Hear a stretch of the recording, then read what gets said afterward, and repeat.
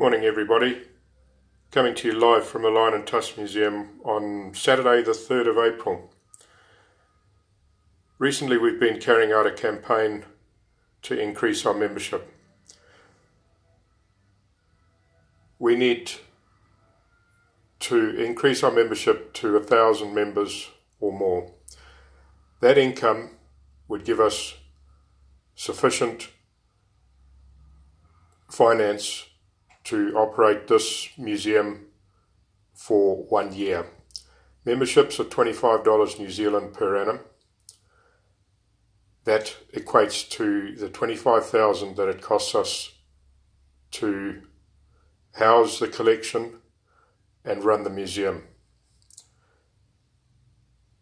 I'm going to give you a short walk around, but keep this in the back of your mind, please. Without this museum, the last vestiges of Rhodesian history will disappear. We have the best record, chance and experience of being able to preserve Rhodesian history for future generations. This is deadly serious, people. I have invested so much time and effort over these last 20 years. I'm not going to go away. But we can only do it if we all pull together. Anybody who has any vestiges of Rhodesian heritage or interest in Rhodesia, then let's not let this piece of history get lost. Okay, so I'm going to take you to the outside of I'm going to take you outside the museum, and then give you a walk through. This is not very professional, but it is quiet today. We are getting a professional video done, which will be shown to you in due course. So here we go. It's a nice sunny day in New Zealand for a change.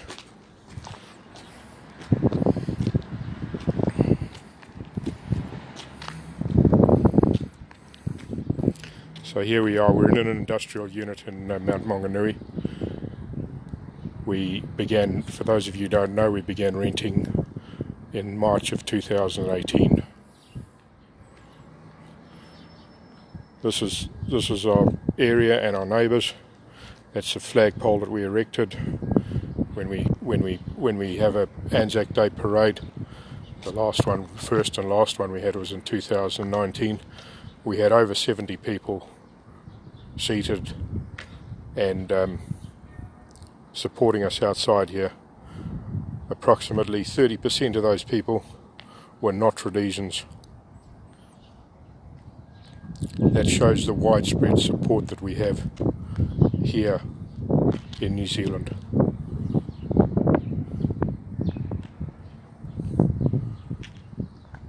So that gives you a bit of an idea of our surroundings.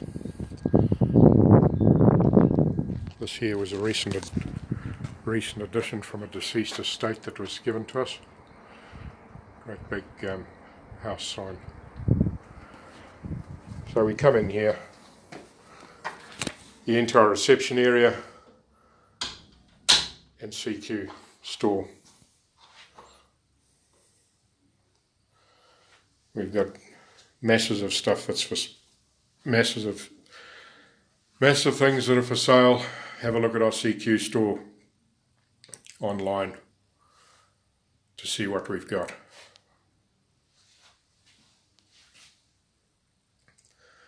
Reproduced posters, high quality. Unfortunately, you're going to get a bit of glare off my camera. I can't do anything about that. I'm not a professional photographer. As I said, we do have workings. We do have a project in hand, and a professional will be filming in due course, which we will then broadcast around the place. Caps, hats, beanies, roadie wear camo hats and other camouflage gear, made locally. The only thing that's the cloth is purchased overseas. Everything else is done here in New Zealand. We support local. People know we support local, and they support us by return.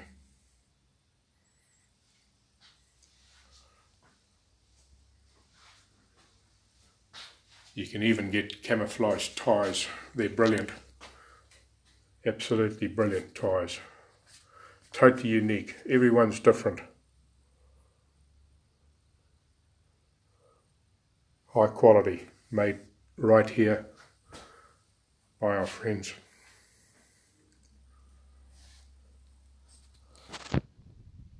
Shown this one before.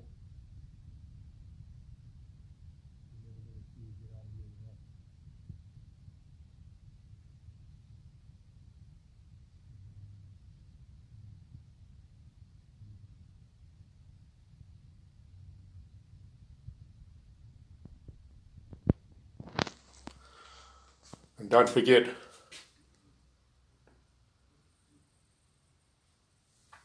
Kiwis and Aussies supported us when we were having a rough time.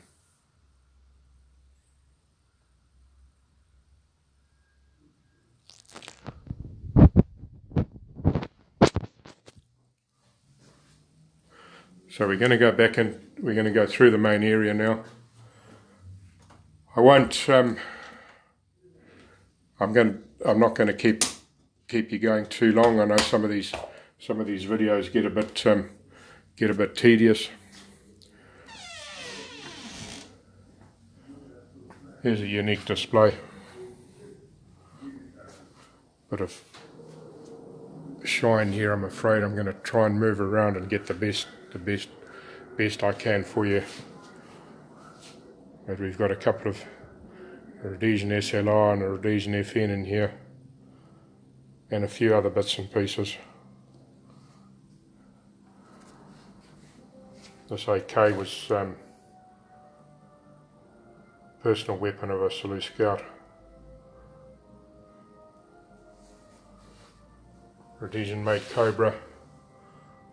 I think only about 1,500 of them were made in the world.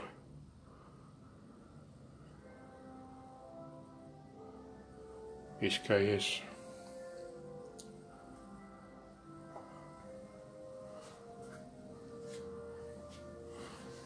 Personal optics.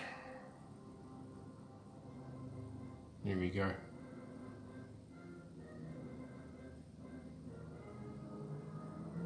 And so that the rifle sight could be used.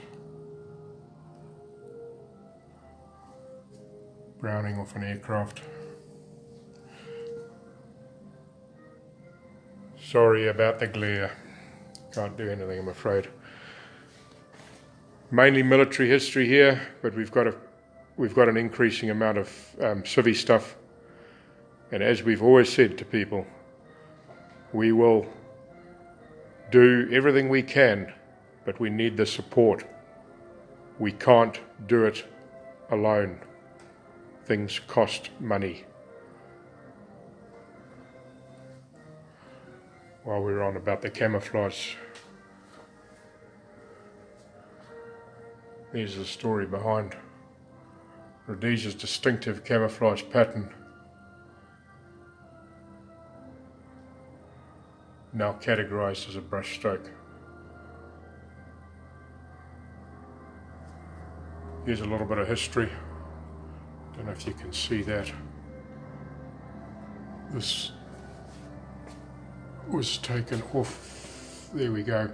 That was taken off our original display in the Garrison Club, which started this all back in 2003 when the local TF Regiment 6th Battalion Iraqis invited us to put a display in their Garrison Club, and General Walls came and opened it for us. That is the roots of everything that is in here, from the helicopter down to the smallest items we've got. Alouette 3 was in service in New Zealand for civilian purposes. We purchased it, and this was the first thing that we painted. We painted the whole chopper.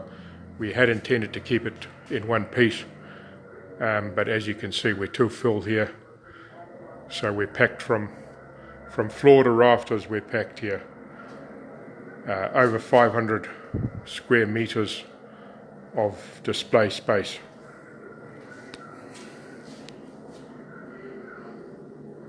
Another of our recent displays depicting World War II, and in particular the Southern Rhodesian Coloured Mechanical Transport Unit.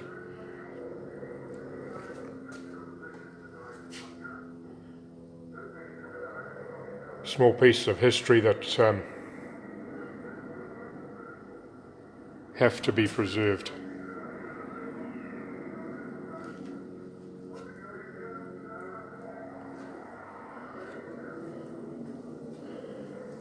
Most of our mannequins are named here.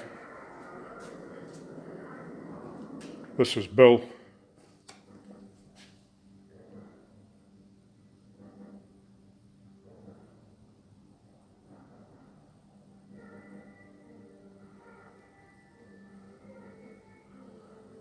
Small details of uniform that nobody else really knows about and so on. Leg restraints. Stop their legs getting ripped off if they use the ejector seat.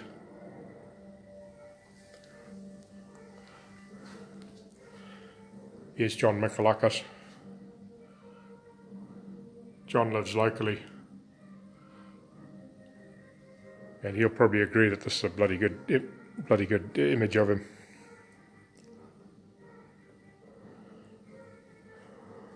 By the way, Bill, his surname is Jelly. Bill Jelly, the late Bill Jelly. That is his uniform.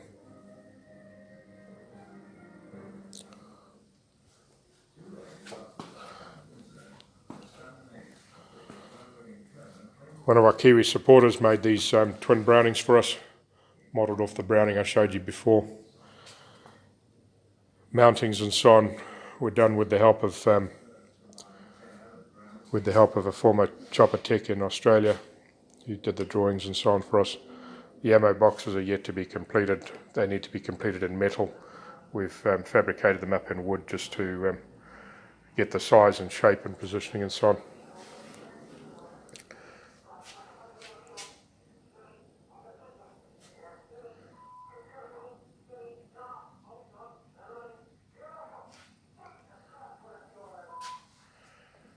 You might hear a bit of green leader in the background there. That's a video running. Our WVS display, totally unique, absolutely unique. There wouldn't be another one of these mesh dresses left in the world. That is the only decent original RWS hat that I know of.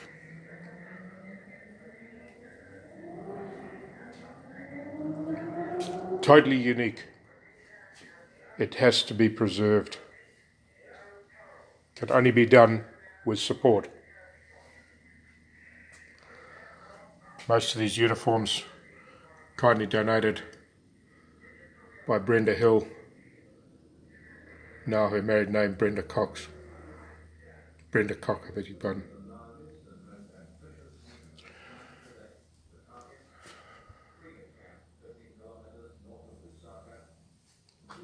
The usual bits and pieces that we all collected.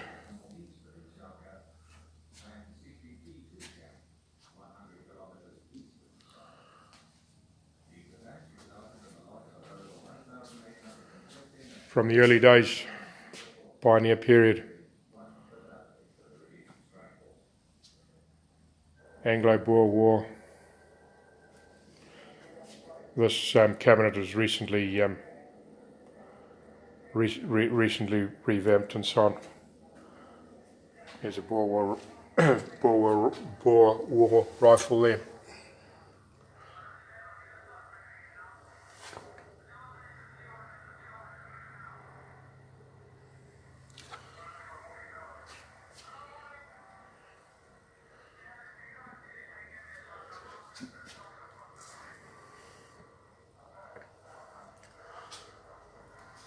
aircrew flying jacket and helmet. Sorry about the glare. That's the real thing.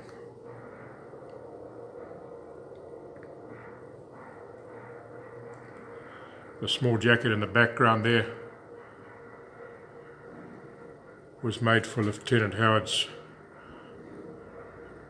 son, who is the donor of these items. My own personal family history. My uncle, a New Zealander,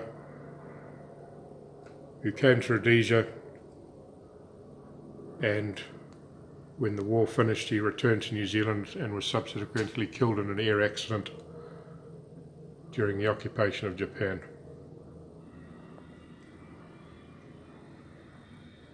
My grandfather down there, he was one of the instigators of the artillery in Rhodesia. Alf Page, LIDG, sadly he died here in New Zealand about a year ago.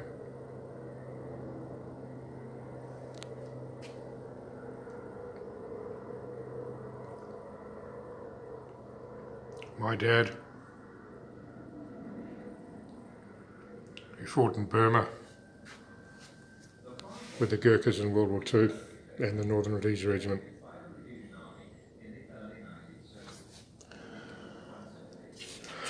This side of the cabinet is mainly BSAP material, saddles, saddle and a lot of horse tack and so on. The other bits and pieces that the cops used, even their leggings. Doubt there's many of them around.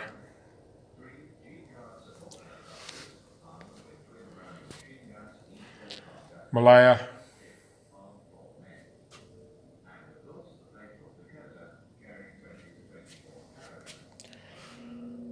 Again, sorry about the glare.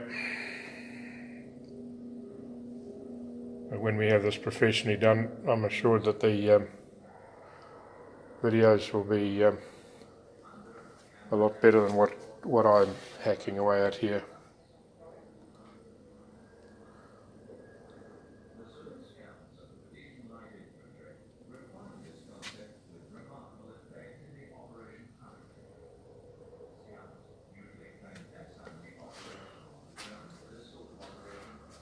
More beer mugs here, donated by Henny Skrulman. And in case anybody asks again, no, they're not for sale. Nothing in this museum is for sale, apart from the stuff in the CQ store, of course, which is replicas and what have you. An extensive badge display.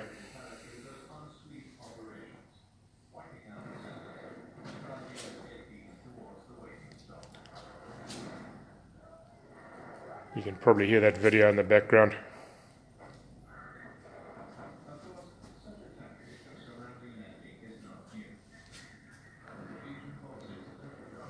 Donated by Kevin and Mike Woods.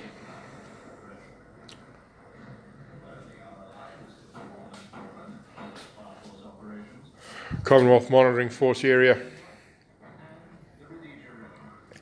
Not exactly a time that many of us were happy with. And we've had a number of CMF guys become members of the association, come through the museum, etc., etc. I think I speak for a lot of them when they say that they weren't very happy about the outcome either.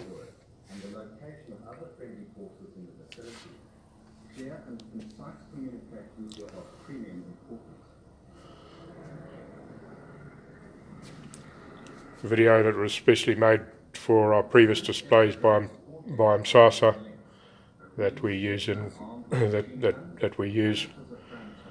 A lot of people sit through the whole thing. It's a very educational DVD, but we're not going to sit here and watch that all day.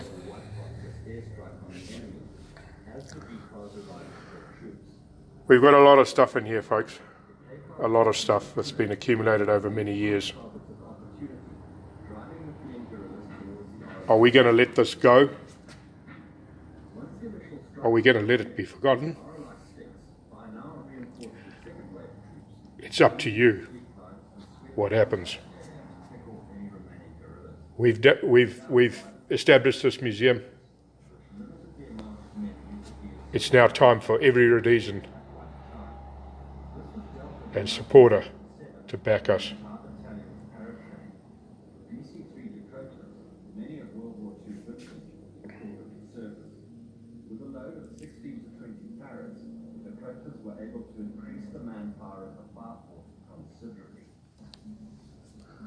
So what do you think? Do we preserve our history, or do we just let it forgotten? I know what my answer is. Now we need all of you to believe in us and back us. Look at the unique objects we've got here. This clock featured in one of the contact books. This is the actual clock that was there when Ian Smith was in the officers' mess in the SAS. You can see the clock there, and here the actual clock is now. That's not a replica, that's the real thing. It was purchased by Greg O'Carroll when the unit was disbanded and subsequently donated to us. Unique, one in the world.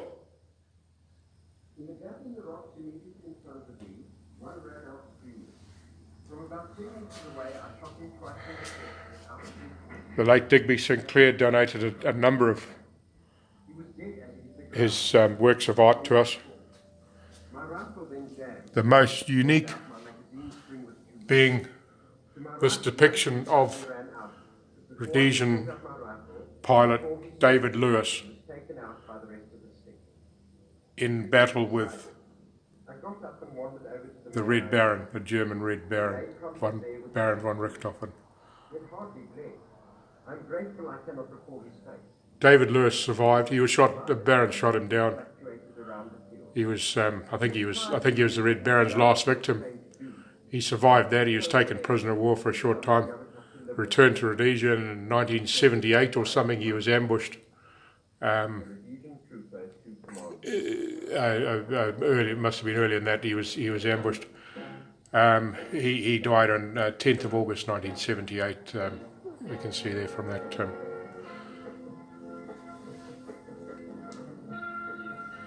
Nettleton VC. There's a replica VC that's made by that are made here in New Zealand by same guy that makes all our replica medals, Tom Walsh. Tom is probably the most expert medal maker in the world.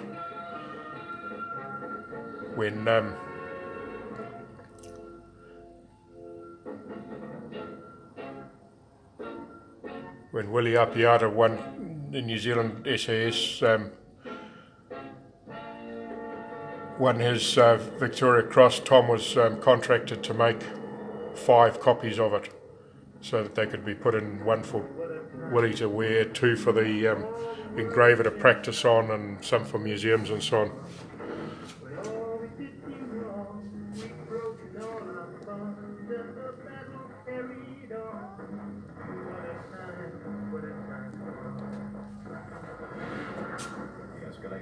War in 1976 predictably resulted in a higher casualty rate to the forces of both sides.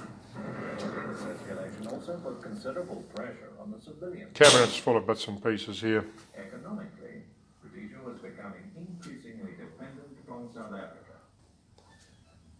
Operations have grown from a small border control exercise. Mix of civvy stuff and Operation involving the entire country. military orientated things.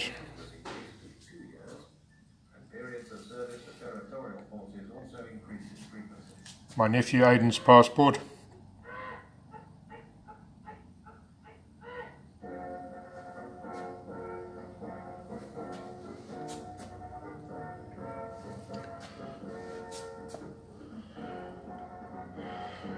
We've even got Sozig on there. Where else are you going to find a tube of Rhodesian Sozig? Or a J-pack? Nowhere. We have to preserve this stuff, folks. We have to.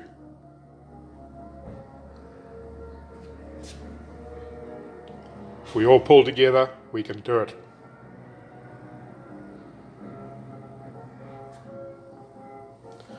I can see a lot of messages coming in on this Facebook feed. I can't deal with them now. I'll have a go when I've put the camera down.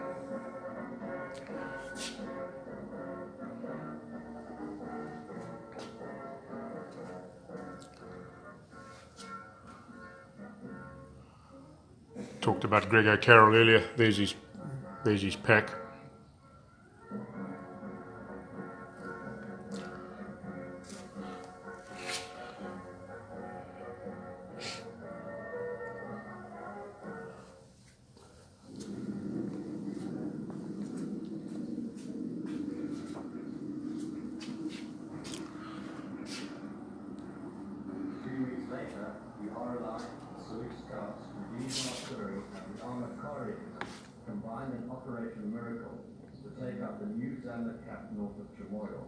Housing several thousand guerrillas in well-fortified complexes. The keys to the camp were Hill 761 and 744, with their commanding field at 5. The touch to the battle was an eminent, steep-sided rock feature, dubbed Monte Cassino. There's my Agric Alert contract. The Air Force hunters took care of Hill 761 and 744, but no amount of aerial... How much of this other stuff is around? There's nothing like what we've got here. We have to preserve it. Not only, you know,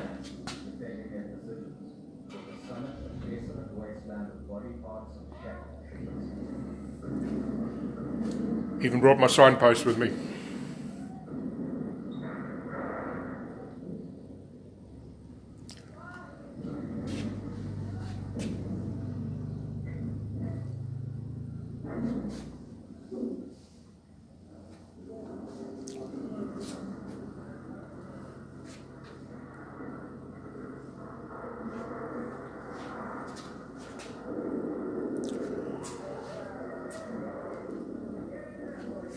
Some of the original backboards and things that we had printed from our previous displays at Classic Flyers.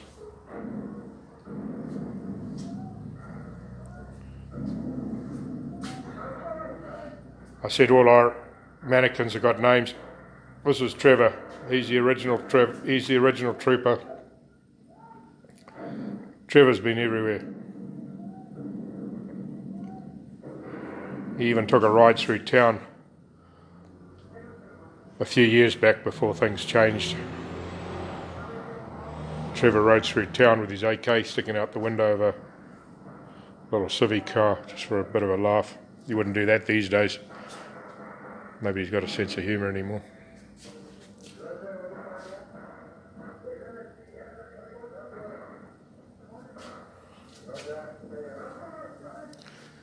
Engineers, not to forget the engineers.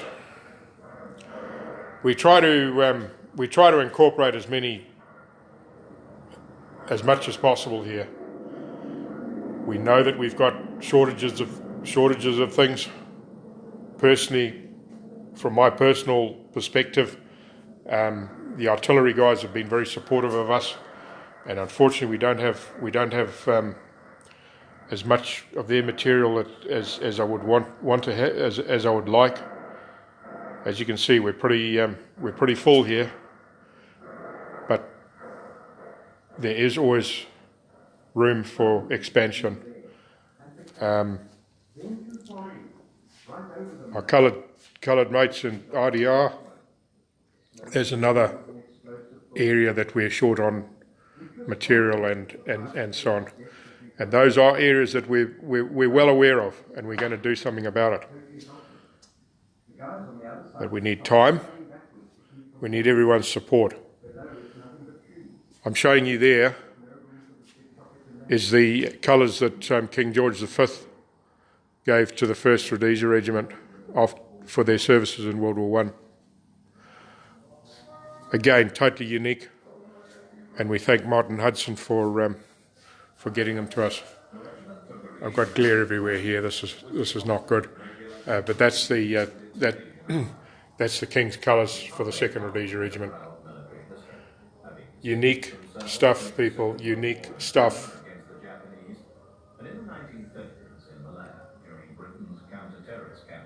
World War I medals from Rhodesian. No, I'm getting too much glare on this, unfortunately.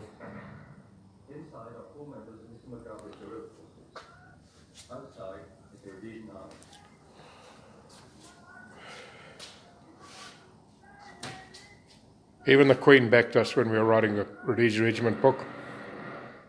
I know a lot of you aren't royalists and so on, but the way, with what happened when Doug Jardine wrote to Buckingham Palace to inquire about a photograph of the Royal Rhodesia Regiment brooch that we knew had been gifted to the Queen in 1956. The help that was afforded us, obviously at Her Majesty's instruction, was incredible. Absolutely incredible. She posed with the brooch for our book. Now, I don't wish to be disrespectful or anything, but that is a very sort of in-house photograph to me.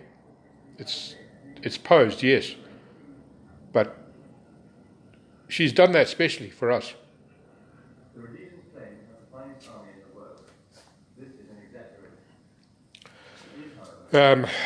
Yep, we've got a fridge here full of biltong, boerewors and a few other bits and pieces. There's a decent sized mug there.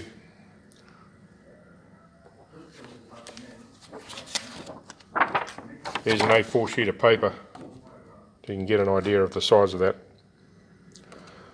A few bits and pieces that have been collected.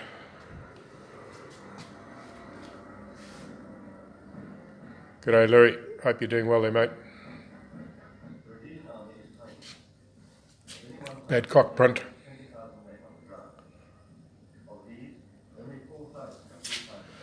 By the way, while I'm here, anybody want to donate a warthog tusk to us? We've got a Kiwi who's desperate to get one. He's not getting this one, but if anybody wants to donate us a warthog tusk, we've got a ready buyer for it. Look at it as a donation. Another Badcock.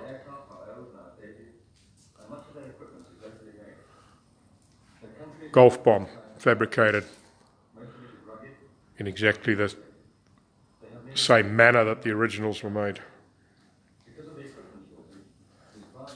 Manufactured by our volunteer, who ended up being called Mr. La Bomba because he was scared that he was going to get picked up on the internet making inquiries about explosives and so on.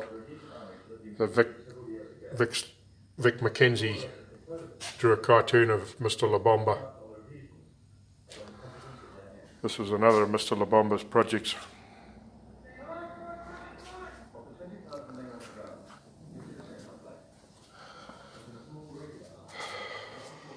Air Force display, various bits and pieces. We had these models. These models were on display at Classic Flyers. We had a specific display cabinet that was depicted a FAF airfield, and when we left, when we moved from Classic Flyers, we had to pull all that apart. We had no space to recreate it here. That's a Rhodesian Chopper Tex helmet and mask, the real thing.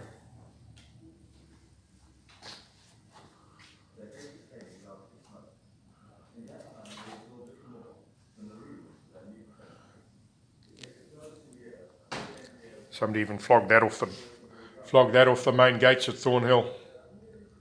Weighs I don't know how much it weighs, 15 kilos or more.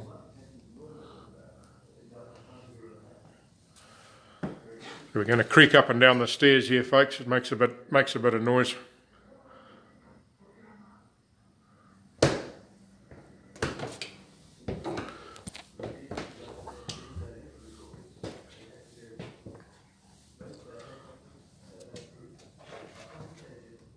The famous Foxtrot company of 4RR.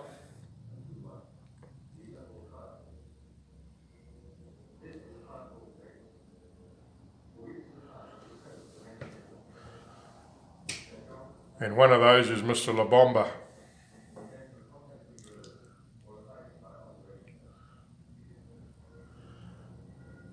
Ops map donated to us by Leon Jacobs. Difficult to show it, it's massive.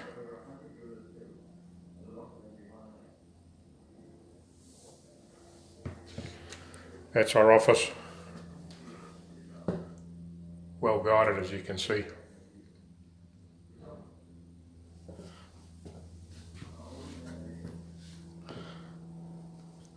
So I'll just give you a quick swivel around here. Hope you don't get airsick while I'm doing this. We know that only a small percentage of you can physically visit this museum. We know that. There's nothing we can do about that. But we've got it here. We've got these artifacts. We've got the building as a rental. And we've got the systems and the people to make this work. What we have to have is a secure income stream.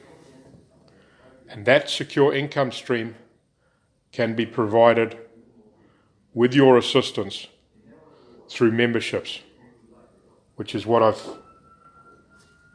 said at the beginning of this tour of the museum. Can't show you that too well, but that's Cecil. As I said, we started off with military stuff. We've got various bits of civilian material that are coming in. Our constraint is space and money. We will expand in a manner that is in tune with our income. We have to be fiscally responsible. We have to be fiscally responsible. We can't just blow everything.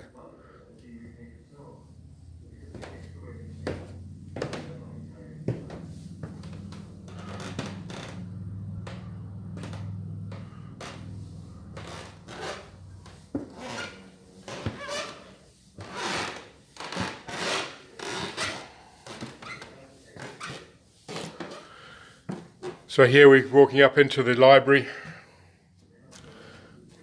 area. This is going to be hopeless because we've got lights everywhere and glass and stuff. We've got over 1,000 books and journals that have been catalogued so far, and basically the bottom shelf and the boxes is material that is yet to be catalogued. Our catalogue is available online. It was advertised in the last, the link to it was advertised in the last edition of the Sentinel, edited by Jackie Jackson. And while we're talking about Jackie Jackson, I just want to thank all the other volunteers on the Rhodesian Forces Archives project, Jerry Van Tonda for doing the exclusive members-only newsletter, etc., and everybody who comes in here to work. We're going to go in there in a minute. Up here we've got a TV that we run historic bits of footage on, stuff that's not on YouTube, stuff that we've over the years recovered from Sunni film and so on. It's unique. It's not on YouTube. We're not putting it on YouTube. It's here. People want to see it, come and see it here. We're not putting it on YouTube.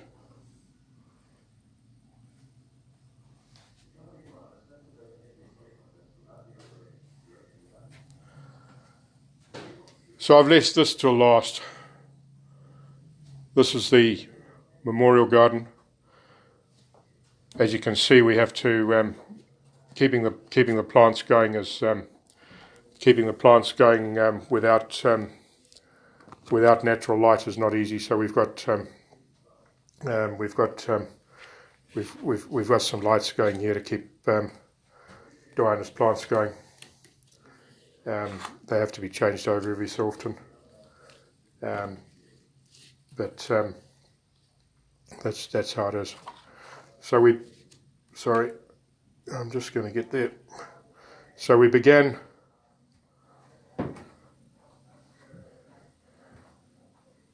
with the 4RR sergeants and warrant officers mess roll of honour. That was the first one we received from South Africa. We then received the full 4RR Roll of Honour. This had been laid up in the Anglican Church by Lieutenant Colonel Peter Brown and a party of 4RR soldiers in August of 1980. The church was that was in the Anglican Church in Umtali. The church was subsequently desecrated by Tekeri. The unit flag and the Roll of Honour disappeared. Some 20 years later, the Roll of Honour was rediscovered by a member of 4RR who was visiting the church and spoke to an African worker there who had been there at the time. And when Tekeri had desecrated the church, this African had taken it upon himself to conceal this Roll of Honour until he gave it to the soldiers some 20 or plus years later. It was then moved to New Zealand. That is unique. The next Roll of Honour was the 5th Battalion Roll of Honour that was rescued by the late Of Wrath out of Mablerain Church, at Mablerain Pub, beg your pardon, in Salisbury. That's 120 kilos of black granite. It was shipped to New Zealand through a variety of contacts, and initially we had no place for it, so it rested peacefully in our patio at my house, where it was able to be visited by people who wanted to. And then we moved it in here once this area had been established. That is unique. That is history. That is people's names, black and white together. Just as the 4RR one is. Lastly, the 8RR Roll of Honour, again by kind courtesy of Martin Hudson in the UK. This was brought back to New Zealand in November of 2018 by very kind members of this association who were on holiday in the UK. They met up with Martin and brought it back. They had quite a job because it's a bit bigger than what we thought it was going to be. They had a number of adventures, well, not really adventures, but everything that happened that they did with it, good luck eventuated from what they did. Their last bit of good luck was when they landed at Auckland Airport and were confronted with a full arrival hall, thousands of people milling around. And because it's made of wood and because of New Zealand's strict border control, they knew that they were going to have to go through, it was going to take them time to declare and go through customs. They joined the back of the queue. No sooner had they done that than a customs officer tapped them on the shoulder and said, "I know what that is. You come with me." Now, we don't know how he knew what it was, because it was enclosed in cardboard and a blanket or a counterpane or something, and a bit of string, you know. But somehow this customs officer had heard about this roll of honour being imported. We still don't know who he was, but thank you to him and everybody that has had anything to do with rescuing these most important relics of Rhodesia. What is more important than honouring those who we served with?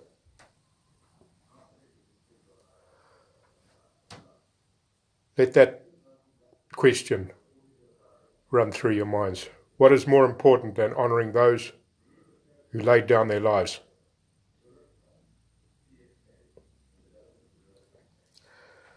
These panels here are also pretty unique. These are made out of clay by Winston Hart and were used for making the panels that are on the BSA memorial in the Arboretum in England. Winston kindly donated these to us, and they belong in here too. They're part of our history.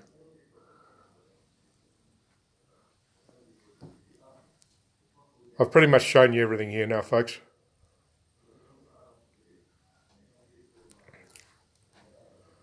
I'll give you one last look out of the bunker here.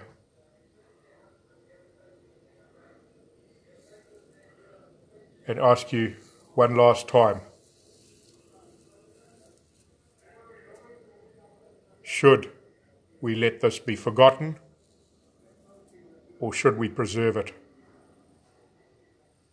What do we do? It's in your hands, folks. It really is in your hands. Lest we forget.